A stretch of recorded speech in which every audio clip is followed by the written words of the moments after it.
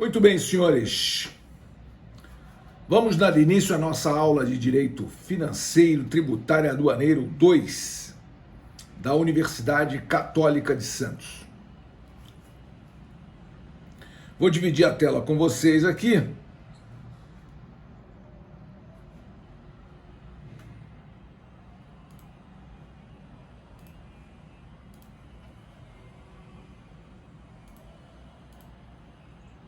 Esse slide está disponibilizado no Moodle e, portanto,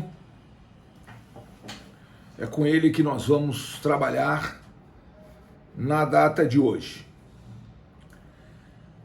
Muito bem. O que nós estávamos vendo até aqui, né? Nós estávamos vendo o seguinte, que o crédito tributário que surgiu com o lançamento, né? Já que a obrigação tributária surgiu com a ocorrência do fato gerador, e essa obrigação tributária foi transformada em crédito tributário pelo lançamento, esse crédito tributário nasceu para ser extinto. Ele tem que ser extinto porque é devido, tem que ser extinto porque não é devido, de qualquer maneira deverá ser extinto o crédito tributário. Antes de ser extinto, todavia, nós vimos que nós temos 6 hipóteses de suspensão da exigibilidade do crédito tributário e 2 hipóteses de exclusão do crédito tributário. Nós vimos que as hipóteses de suspensão estão previstas pelo artigo 151 do CTN,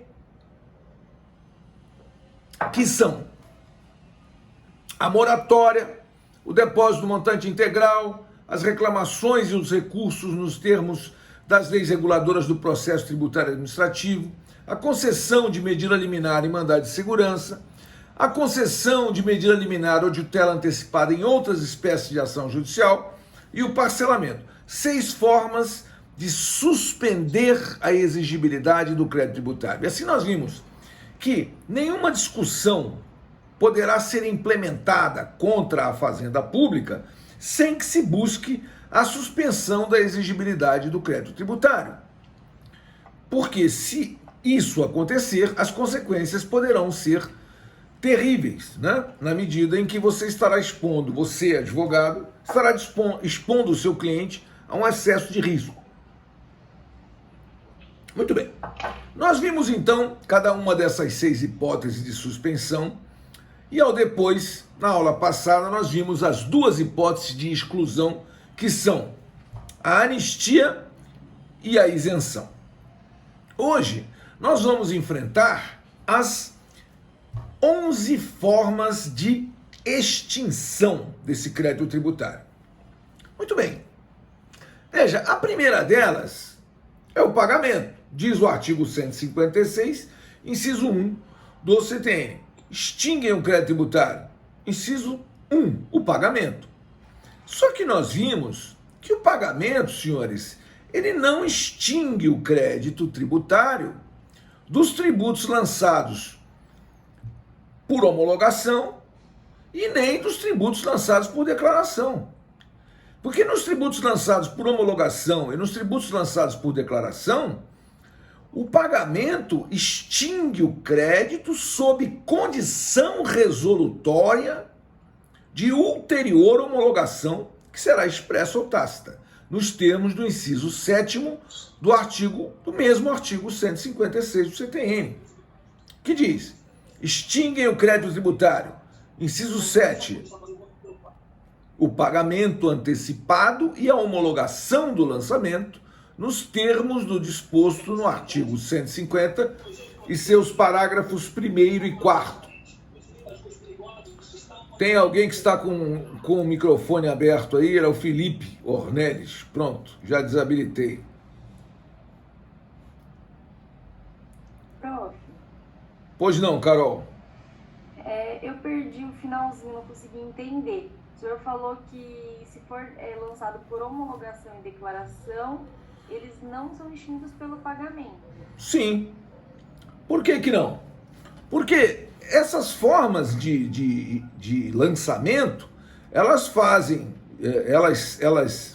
elas existem de forma tal que o pagamento por si só não extingue o crédito, porque é preciso que haja a ulterior, a posterior homologação desse pagamento, o que deverá ser feito expressamente ou tacitamente, nos termos do artigo 150 e seus parágrafos 1º e 4º.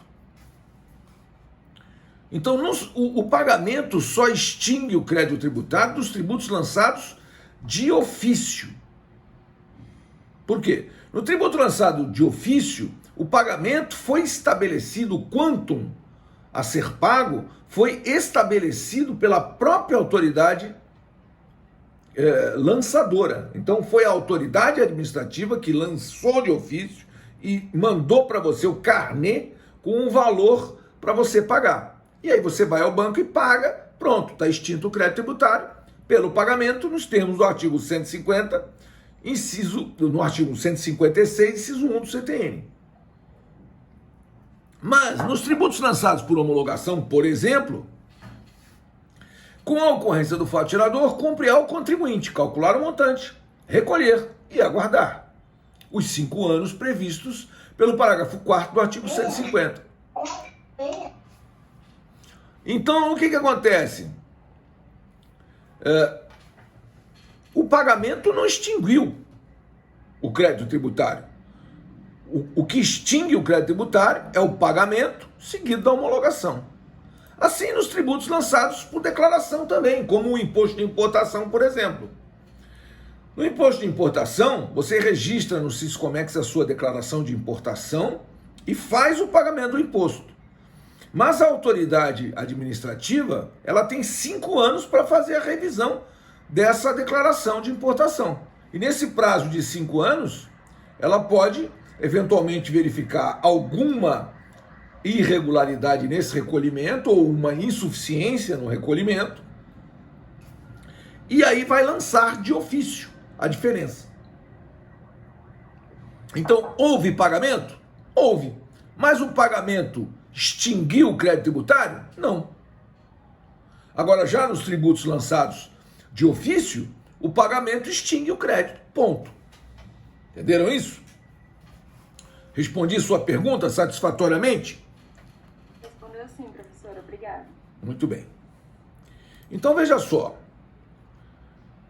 Então, essas duas hipóteses, na verdade, já tínhamos visto. Assim como já vimos algumas outras. Por exemplo, já vimos a remissão. Quando eu falei de anistia, que está no artigo 175, né? Inciso 1 do CTN, que é uma hipótese de exclusão do crédito tributário, falamos da remissão. Por quê? Porque que é anistia? E qual é a diferença entre anistia e remissão? Anistia é o perdão da multa, exclusivamente. E remissão é o perdão da dívida tributária por inteiro, é o perdão do crédito tributário, né? Essa é a diferença entre anistia e remissão. Para o leigo, são palavras sinônimas, né? Anistia, remissão, querem dizer a priori a mesma coisa. Aqui não. Aqui no direito tributário, anistia é hipótese de exclusão do crédito tributário e alcança somente a multa, eventualmente multa e juros. Agora, remissão é o perdão da dívida tributária por inteiro. Representa a hipótese de extinção do crédito tributário.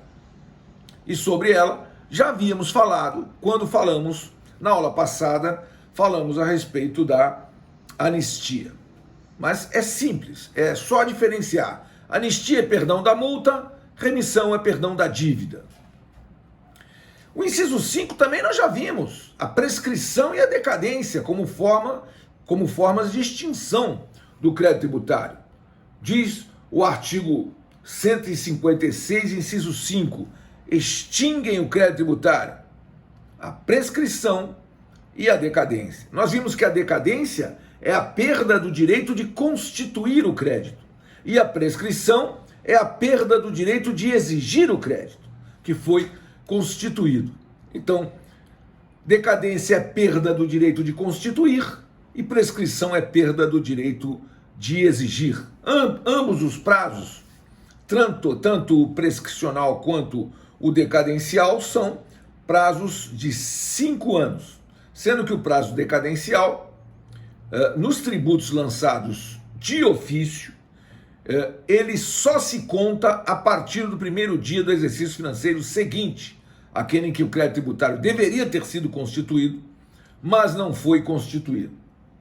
E nos tributos lançados por homologação, o prazo decadencial de 5 anos não é o do 173.1, mas é o do 150, parágrafo 4º, e se conta desde a ocorrência do fato gerador. E no caso dos tributos lançados por declaração, também esse prazo de 5 anos, que é um prazo decadencial da Fazenda, também se conta a partir da ocorrência do fato gerador. Muito bem. Então vejam só. Então eu tenho que extinguem o crédito tributário, o pagamento, sendo que só serve para os tributos lançados de ofício. 2, a compensação. Veja, compensação, senhores, é velha forma de extinção de direitos e obrigações recíprocos. Veja, se eu lhe devo R$200 e você me deve R$100,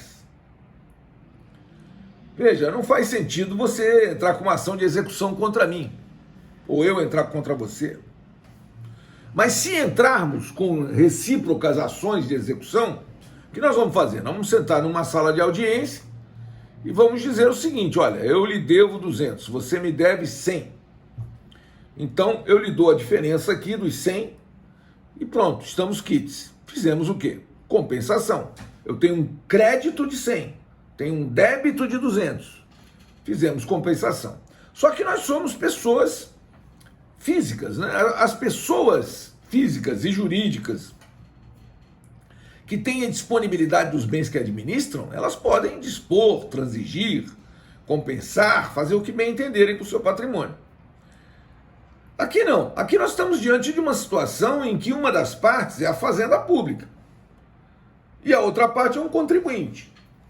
Uma parte tem a disponibilidade dos bens que administra, que é o contribuinte. E a outra parte não tem a disponibilidade dos bens que administra, que é a fazenda pública. Ora, aí quando eu falo em compensação, eu tenho que analisar que compensação, nada obstante seja uma velha forma de extinção de direitos e obrigações recíprocos, né?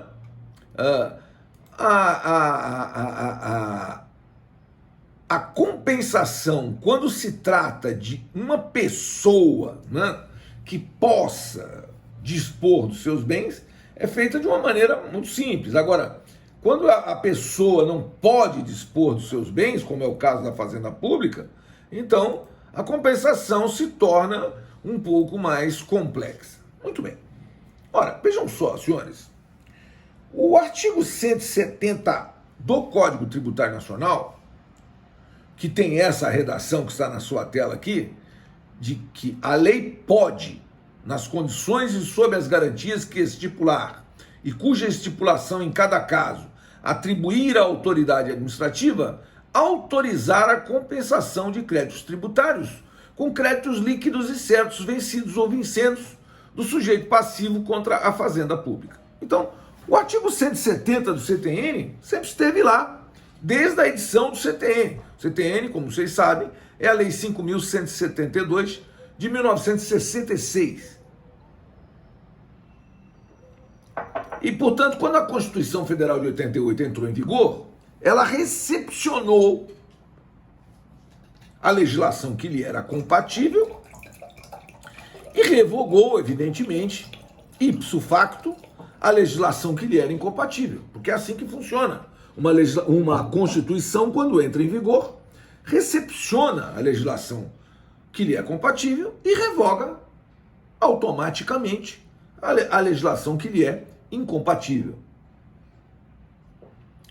Ora, o artigo 170A O artigo 170 era compatível com a Constituição?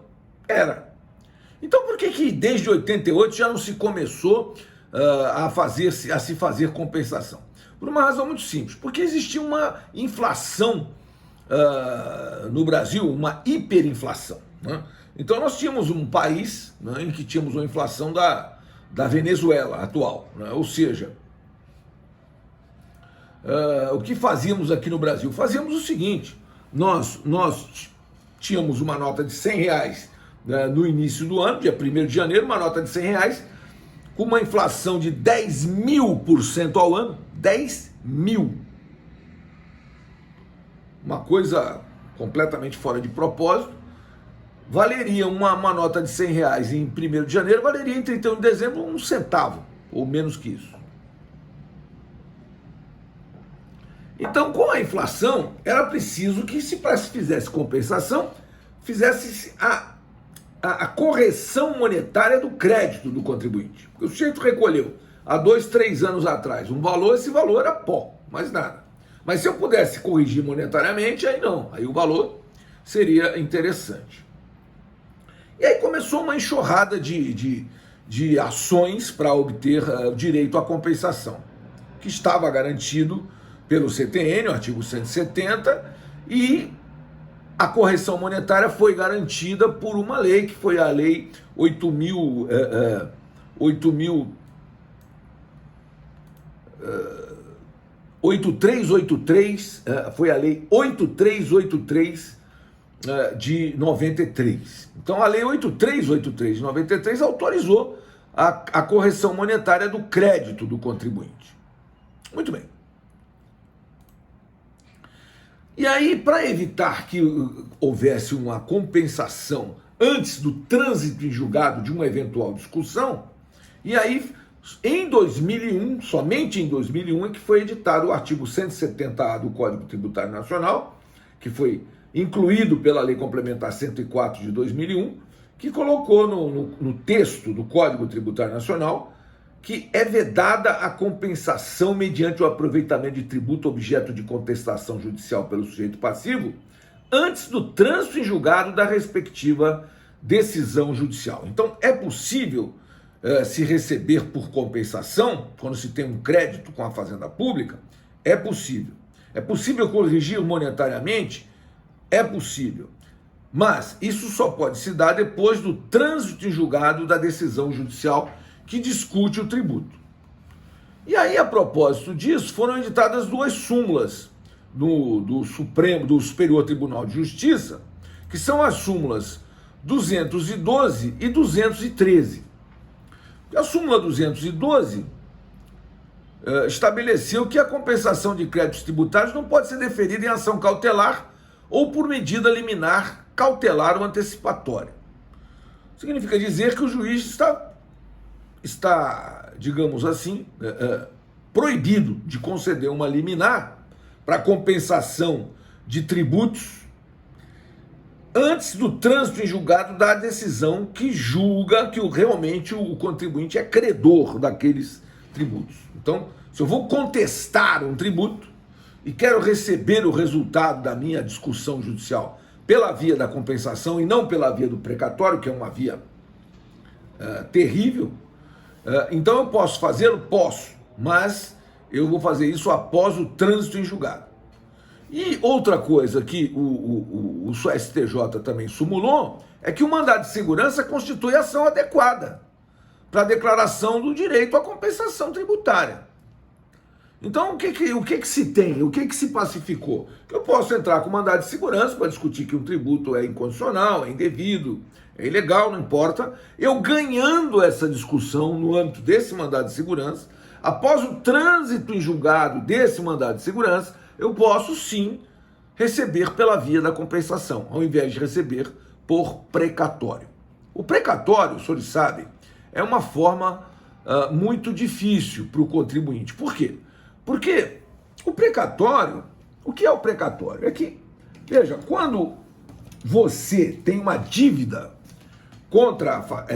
uma dívida para a Fazenda Pública entra contra uma ação de execução fiscal contra você, que cita você para pagar a dívida em 5 dias, sob pena de ver livremente penhorar seus bens. Agora, quando você é credor da Fazenda Pública, aí não.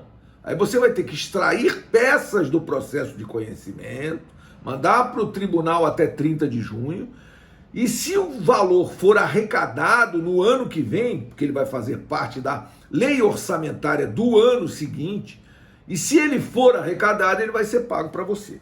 Porque a Fazenda Pública não tem disponibilidade dos bens que administra e você não pode penhorar os bens da Fazenda Pública. Portanto, é difícil receber da Fazenda Pública. Existem fazendas que estão pagando em dia as suas dívidas, né? A União sempre pagou suas dívidas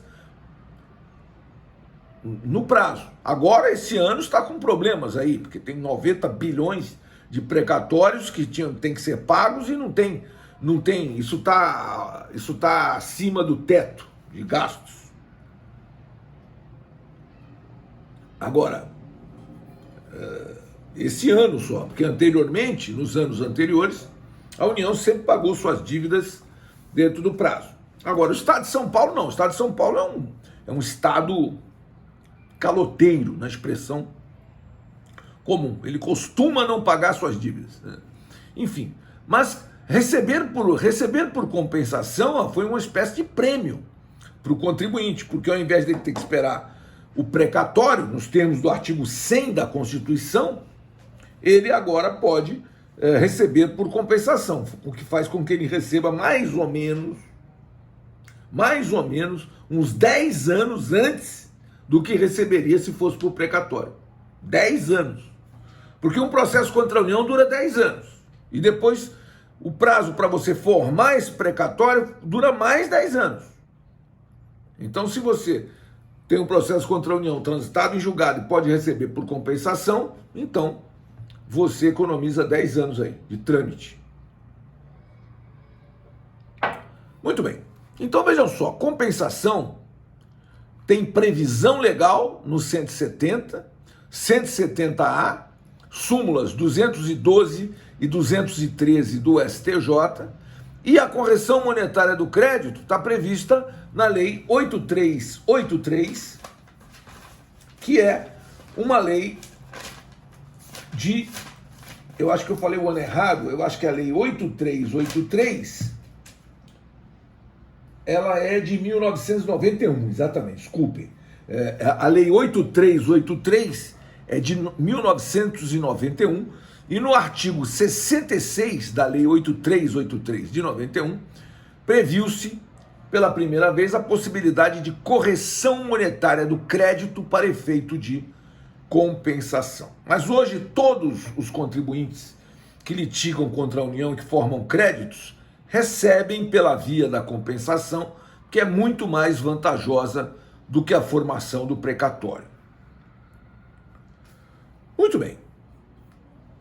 Além da compensação, nós temos a possibilidade prevista no inciso 3 do artigo 156, que é a transação. Ora, senhores, transação ocorre quando as partes transigem, ou seja, cada parte abre mão de uma parte do seu direito e transigem. Ora, a Fazenda Pública, como ela não tem a disponibilidade dos bens que administra, ela só celebra a transação quando tem previsão legal. Mas às vezes a lei prevê algumas formas de transação. Por exemplo, agora mesmo estamos diante de uma situação em que a Fazenda Pública dá uma série de descontos na própria dívida para efeito de parcelamento. São as chamadas transações excepcionais. Então a lei federal autorizou que a Fazenda Nacional pudesse abrir mão de uma parte do crédito, uma parte da multa, a multa inteira, uma parte dos juros, uma parte da correção monetária, e no caso das empresas em recuperação judicial, até mesmo de uma parte da dívida. A atual lei de falências, ela autorizou, inclusive no que diz respeito às empresas em recuperação judicial, que elas tivessem desconto em tributos federais de até 70% do valor da dívida. Então veja você, uma dívida de 100 milhões vira uma dívida de 30 milhões. E aí se parcela essa dívida de 30 milhões em 145 parcelas. Ou seja, 12 anos e um mês. Então, isso, que tipo de negócio jurídico é esse? É uma transação. Agora, o procurador da Fazenda Nacional tem prerrogativa de dizer, eu vou fazer uma transação aqui nos termos seguintes. Não é possível. Também existe a possibilidade do chamado negócio jurídico processual, que é feito com vários contribuintes em relação à Fazenda Pública. Eu tenho no meu escritório vários clientes que fizeram, e alguns estão negociando, negócios jurídicos processuais. A gente pega toda a dívida da empresa, calendariza a dívida de forma tal que ela possa ser paga e celebra-se um termo com a União. E aí oferece, evidentemente, as garantias para que a União possa firmar esse termo. E isso é o quê? Que espécie de negócio jurídico é esse? É uma transação, senhores. Muito utilizada na atualidade. Muito bem, então nós temos pagamento, compensação, transação. Sobre a remissão nós já falamos, que é o perdão. A prescrição e a decadência também já falamos. Vamos para o inciso 6, a conversão do depósito em renda. Ora, em que hipótese se extingue o crédito tributário pela conversão do depósito em renda? Veja, nós vimos que uma das possibilidades de suspensão da exigibilidade do crédito tributário é o depósito do seu montante integral.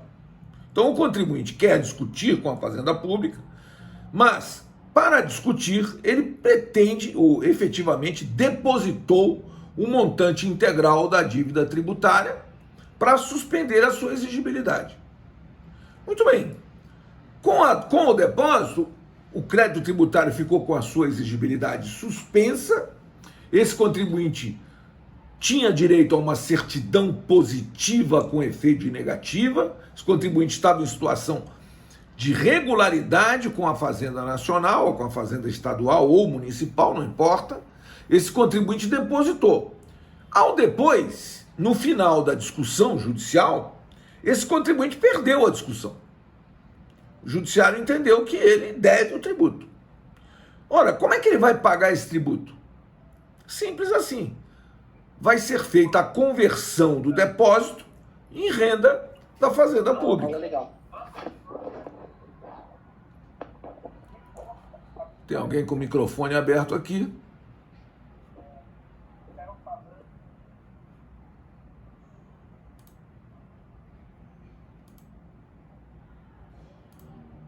Pronto.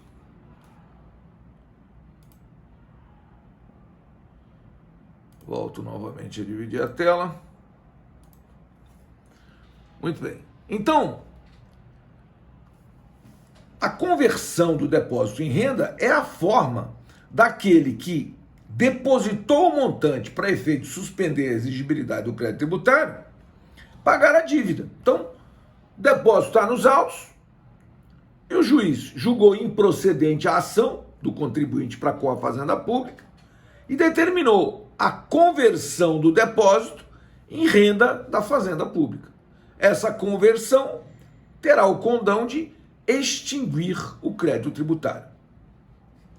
Então, é uma forma bastante comum também de pagamento da dívida, a conversão do depósito em renda.